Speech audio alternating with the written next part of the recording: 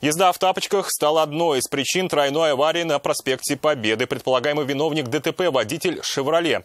Мужчина отметил, что из-за ремонта дороги на этом участке образовалась пробка. Проехав затор, он нажал на педаль газа. А вот что случилось далее и причем здесь тапки, знает Рамиль Шайдулин.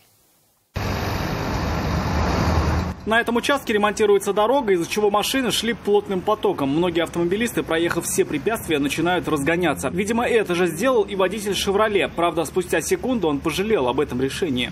Была пробка. Короче, они стартанули, я за ними. Они резко тормознули. Я не успел нажать на тормоз, так как это тапочка сидела. И все, врезались. Тапочка сидела? Я в тапках. И хотя водитель в тапочках не сумел набрать высокую скорость, его автомобиль протаранил «Сузуки», нанеся тому сильную вмятину. Иномарка, в свою очередь, по инерции отлетела на «Ладу Гранта». Вину признаете, получается, да? Да уж. Никто не пострадал? Нет. Водители не стали дожидаться приезда сотрудников госавтоинспекции и отправились в Центр оформления ДТП своим ходом.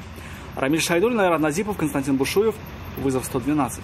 Мы делаем вам вызов. Смотрите одну из самых рейтинговых программ о происшествиях в Татарстане на нашем сайте tnv.ru.